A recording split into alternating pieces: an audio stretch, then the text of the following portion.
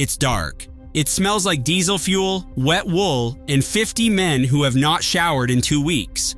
A submarine crew has been underwater for 18 hours straight, running silent, running slow, conserving every amp of energy. A convoy is somewhere above them.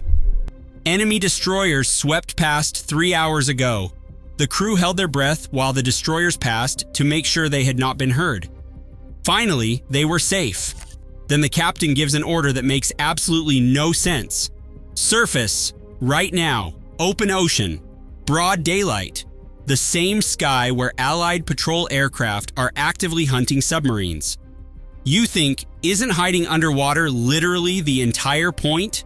This is where everything you think you know about submarines turns out to be wrong.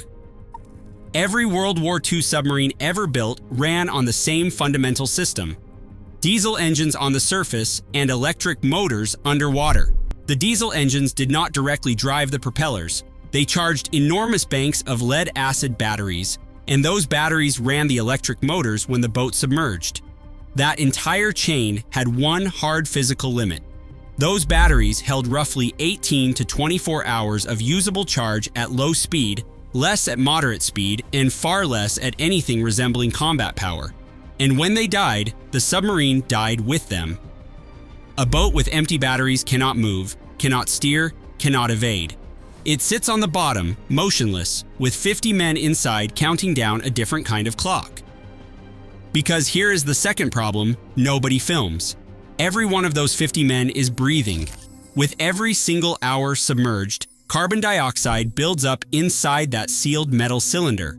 Around 12 hours in, it starts impairing judgment, subtle at first, almost imperceptible. By 18 hours, it becomes serious. By 24, men are incapacitated, and oxygen depletion is running right alongside it, a parallel timer. So it is never just about the batteries. It is always two simultaneous countdowns, battery charge and breathable air, and both of them have only one fix: go up. Here is the first twist, and it reshapes everything. The obvious assumption is that the deeper a submarine went, the more dangerous it was. That is where depth charges were designed to reach. But the most hazardous operating position for a World War II submarine was not deep. It was periscope depth, about 30 to 40 feet below the surface. Shallow enough that wave action and current required constant motor adjustment to maintain position, too shallow to run the diesel engines, and too deep to be considered truly hidden. At periscope depth, the boat burned battery charge at a higher rate than when lying still at depth, while gaining no tactical advantage. The supposedly safe middle position was actually the one quietly killing the boat from the inside. If you needed to conserve batteries, you went deep, and you stayed still. Scale this up to the Atlantic in 1942, and you start to understand the actual shape of the war. German U-boats operated in waters where Allied aircraft coverage was expanding every month. A surface submarine is not subtle. The conning tower cuts a visible wake. At any reasonable patrol altitude, a surface submarine is visible for miles in any direction. Through 1942, U-boats largely solved this by surfacing at night. They would run their diesels for 3 or 4 hours in darkness, recharge the batteries, and dive before dawn. That worked. It worked well enough that Germany believed the surface recharge problem was essentially managed. The watch routine on a U-boat was a precise engineering calculation wearing the uniform of military discipline. Battery state was not checked casually. Officers tracked ampere hours consumed against ampere hours remaining, compared consumption rates to expected patrol duration, and built the surface window around that math and whatever they knew about air patrol patterns above them. They considered weather, cloud cover, convoy schedules, and moon phase. The surfacing drill itself was choreographed and timed. Hatch open, lookouts posted, diesel ignition. All of it rehearsed until it ran in under 90 seconds. Every second on the surface with the diesels not yet running was a second of pure exposure, with no compensating benefit. And here is the behavioral paradox, the thing that completely inverts your intuition. Experienced U-boat commanders in the most dangerous patrol zones surfaced more frequently, not less. Short charges, repeated often. Keep the battery reserve comfortable. Keep each individual surface window brief.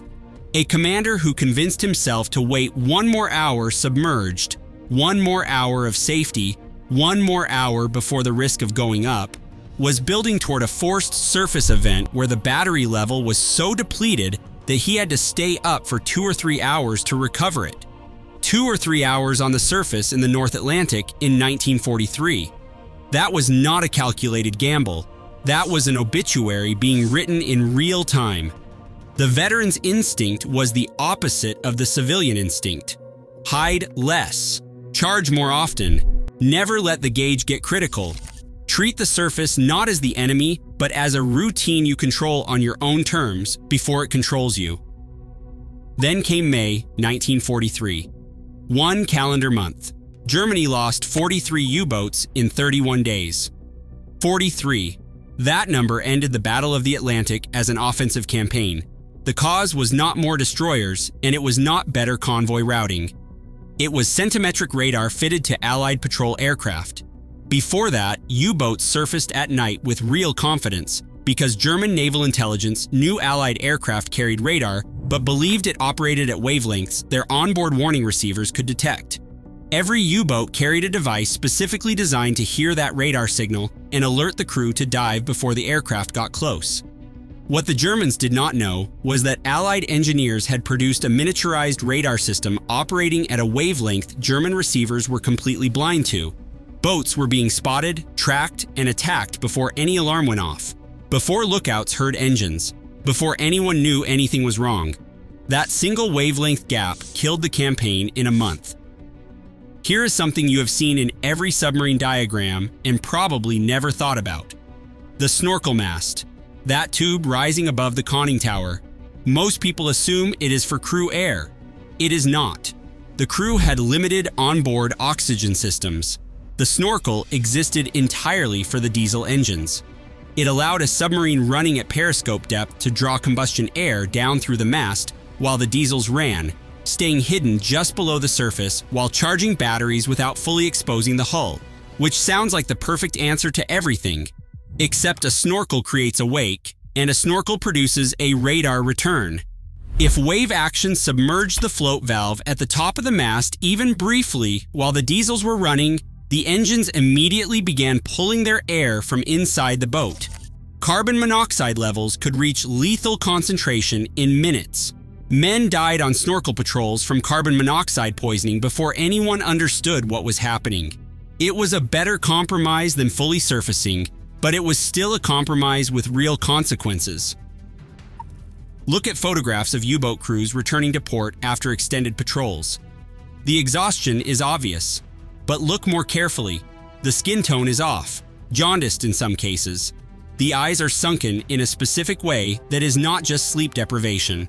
That is what chronic, weeks-long exposure to carbon dioxide does to a human body. That is what recycled submarine air does over time.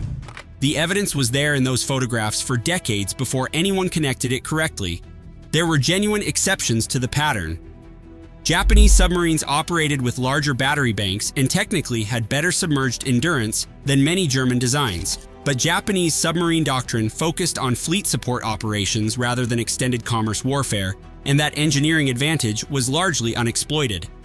Late in the war, Germany fielded the Type WWII U-boat, which carried roughly 3 times the battery capacity of the standard Type 7.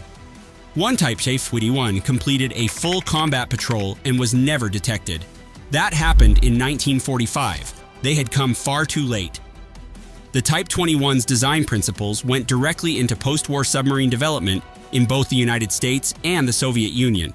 And then, in 1955, USS Nautilus demonstrated something that would have been incomprehensible to a World War II submarine commander.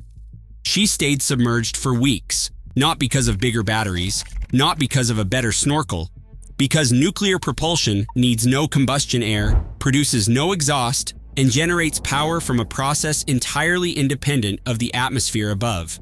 Nautilus also demonstrated onboard oxygen generation through seawater electrolysis. The air problem and the power problem were both solved simultaneously by removing the surface from the equation entirely. The forever submerged submarine of every war movie is a post-1955 invention. In World War II, it was a fantasy. Every World War II submarine film, where the boat holds position underwater for days while enemy ships sweep overhead, that scene is fiction. The real tension was never just depth charges. It was the battery gauge dropping toward zero and the carbon dioxide meter climbing toward incapacitation, and the captain doing the arithmetic on when he had no choice left, and knowing that the moment he surfaced, he was handing the initiative to whatever was waiting above. The most dangerous thing a World War II submarine did was something it could not choose not to do.